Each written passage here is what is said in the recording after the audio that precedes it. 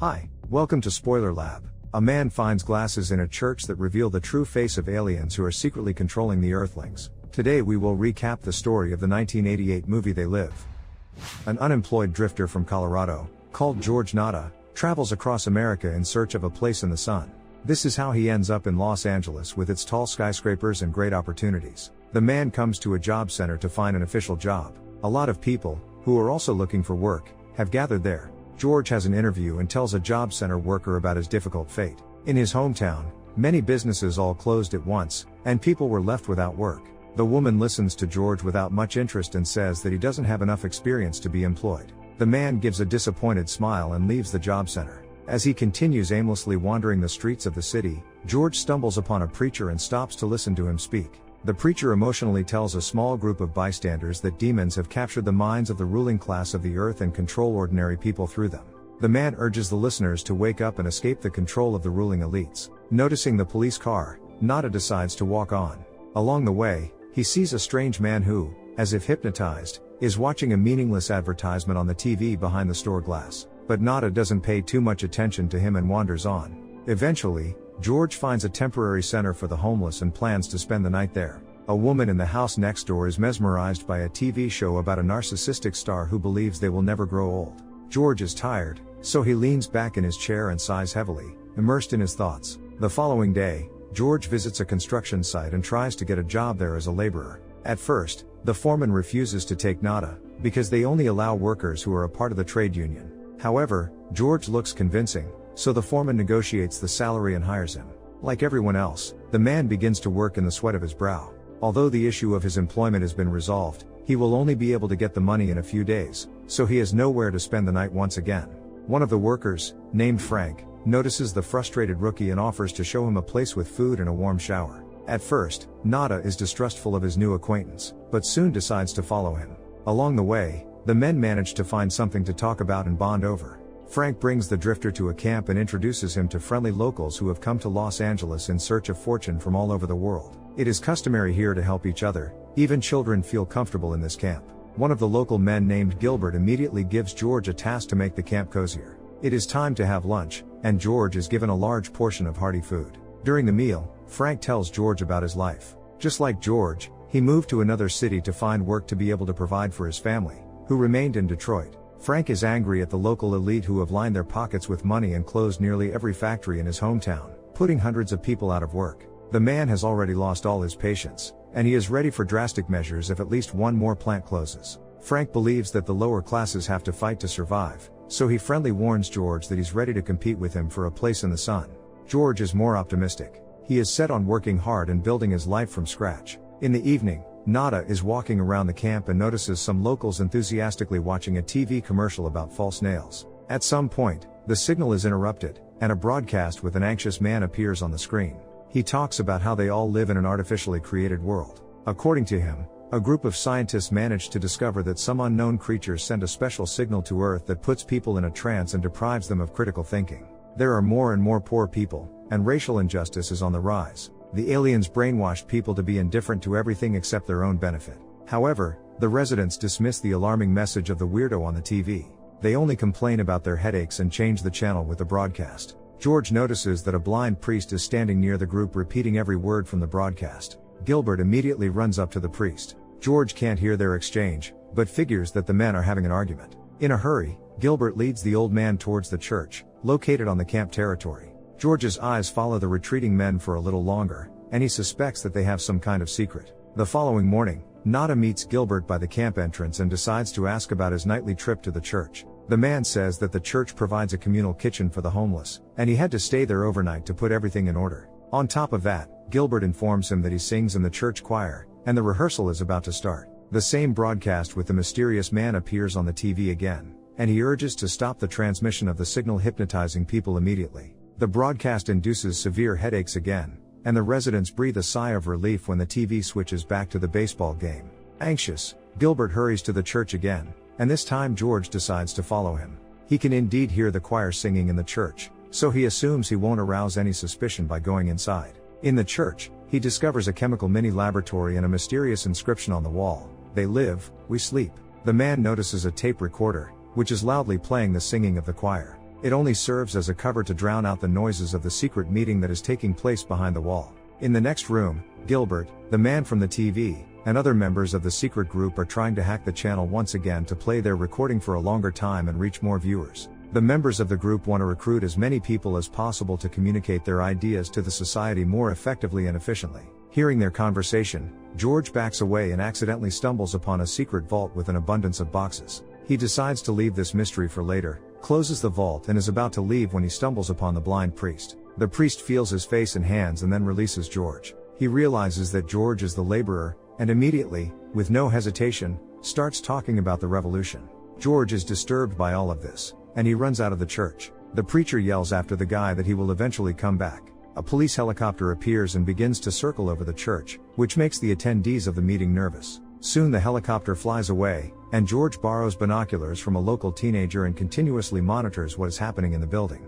Gilbert and his henchmen carry boxes out of the building and put them in the car. George's surveillance is interrupted by Frank. Nada immediately tells his friend about what he just saw in the church, but Frank doesn't want to get into trouble and advises him not to interfere with whatever is going on either. Meanwhile, the car filled with the boxes pulls away from the church. George watches the church with the binoculars all day, but nothing else happens. In the evening, the camp and the church are surrounded by the police. The people are confused about what exactly they are guilty of, so they silently observe what is going on.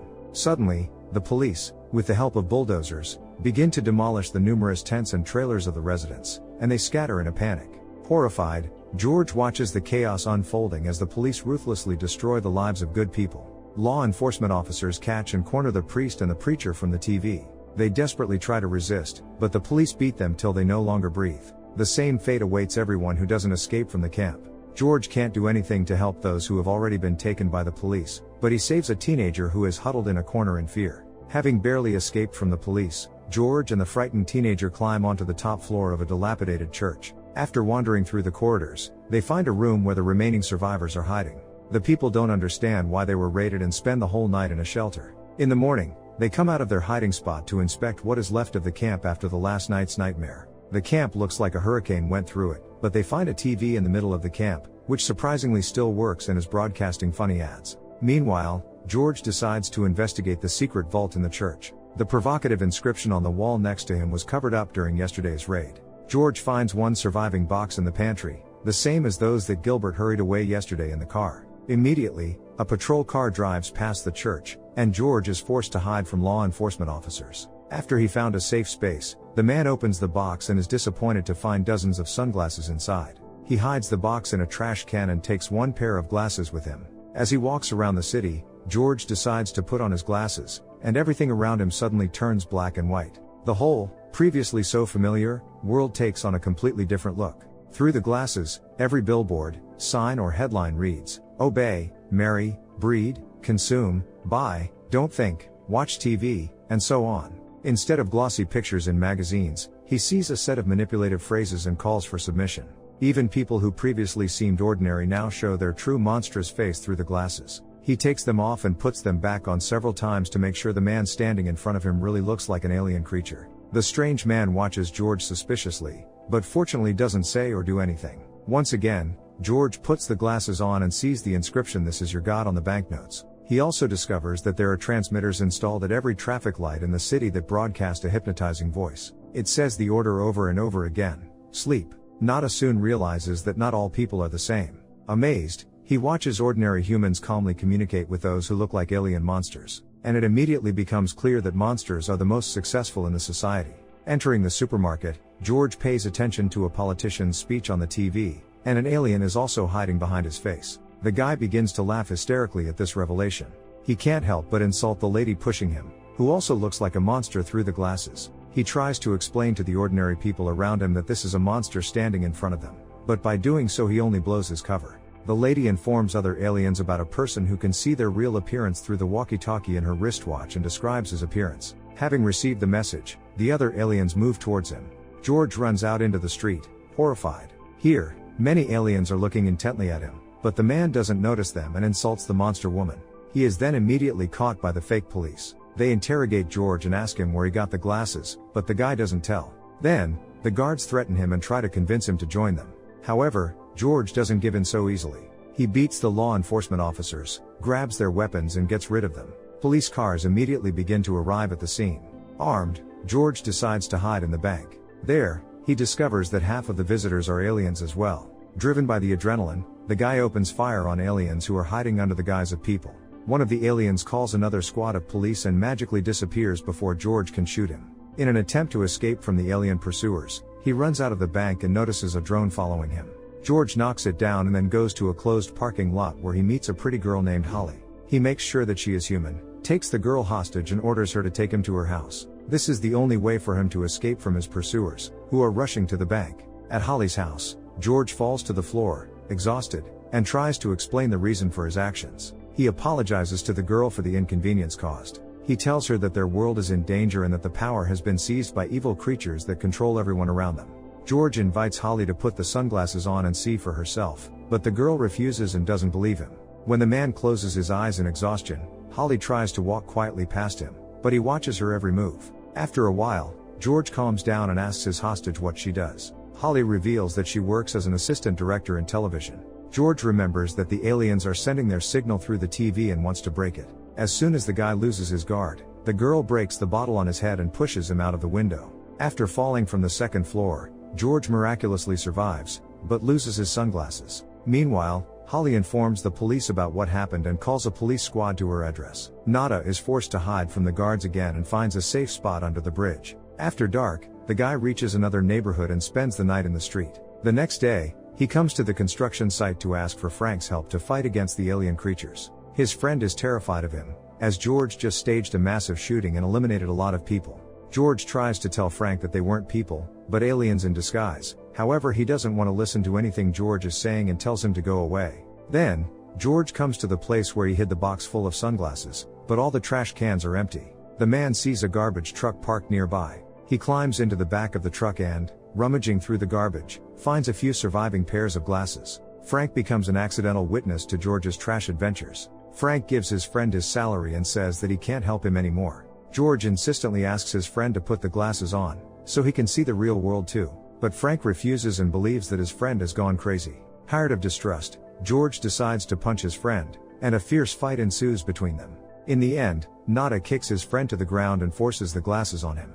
Amazed, Frank finally believes George, horrified by the reality. The friends rent a room at a nearby motel, where they discuss their next course of action. Frank assumes that there are other people who see the aliens, and they must look for them. George tells him a story from his childhood. Living in dire poverty, he was constantly abused by his father. Severe class inequality caused hatred in ordinary people, which fueled the aliens all these years. Now George intends to take revenge on them for his broken life. In the morning, the friends meet Gilbert at the motel, who is also wearing sunglasses. He invites them to a secret meeting of like-minded people, which is taking place that evening. The friends arrive at the address and meet other seers of different ages. They exchange the sunglasses for modern lenses that are safer for the eyes and give a clearer picture. Gilbert tells them in detail about who these creatures that flooded the earth are. It turns out that the alien invaders are recruiting ordinary humans for their own purposes, promising them wealth and power in return for their faithful service. For them, the earth is just a business and a temporary source of resources for the creation of the third world. All global catastrophes and climate change are also their work. When the aliens completely exhaust the earth, they will move on to enslave new planets. One of the members of the resistance unit shows Frank the alien watch, which he decides to take. The protesters have not been able to crack the secret code on the alien device, which allows them to move in space freely and talk to each other. Gilbert gathers everyone and says that they still don't have enough men for a massive attack. But the group is belligerent and assures that action must be taken immediately. Gilbert calms the crowd and suggests that they first should find the source of the signal and hack it to wake people out of their trance. Holly appears in the room and gives a clue on where the signal might be. She nervously fiddles with George's sunglasses and apologizes to him for what she did. Their conversation is interrupted by the sudden appearance of the police, who open fire on the group. Most of the resistance members were lost while trying to escape, but George, Frank and Holly managed to escape the building unscathed. Armed to the teeth, the friends shoot back at the aliens and hide in a street alley. George wants to go to the very epicenter of the massacre to find Holly, but Frank stops him from executing his dangerous idea. He tries to figure out how the watch works, so they could intercept aliens' communication, but instead unexpectedly opens an otherworldly portal. The cops are getting closer and closer to the friends' hideout, so they have no choice but to jump into the portal. They end up in an underground alien base, where they find writings in an unknown language. The friends carefully move along a corridor and stumble upon an alien checkpoint. The creatures in the guise of military personnel are reported on the radio that the operation to eliminate the terrorist group has been successfully completed. Satisfied, the aliens leave to celebrate the victory, and Frank and George move towards the sounds coming from the end of the corridor. They end up at a gala banquet where a man in an expensive suit delivers a praising speech for the alien alliance. He gleefully informs the recruited guests that the aliens will soon completely take over the Earth, which will bring huge benefits to the elite of humankind. Then he shares the statistics of their success with the audience, which causes universal delight and applause. The friends are approached by one of the former residents of the camp, who also took the side of the invaders. He decides that George and Frank have also been recruited by the aliens and is surprised that they are still dressed as poor people.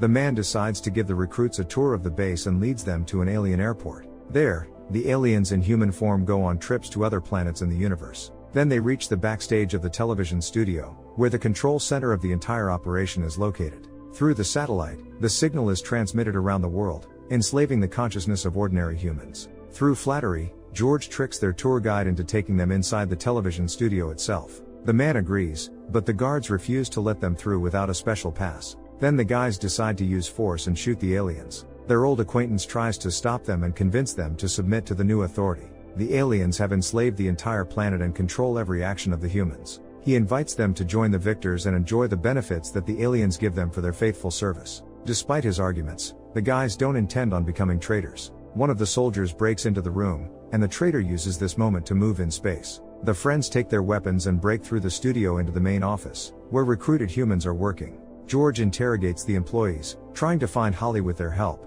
but no one knows where she is. However, he learns that the signal that hypnotizes people is located on the roof. The friends immediately go to the top of the building and meet Holly along the way, who managed to survive. Shooting at the aliens, the trio finally rises to the top floor. But Holly turns out to be a traitor and mercilessly shoots Frank in the head before entering the rooftop. George finds a satellite dish broadcasting the alien signal and aims to shoot at it. But the girl quietly approaches him from behind and tells him to surrender, pointing a weapon at him.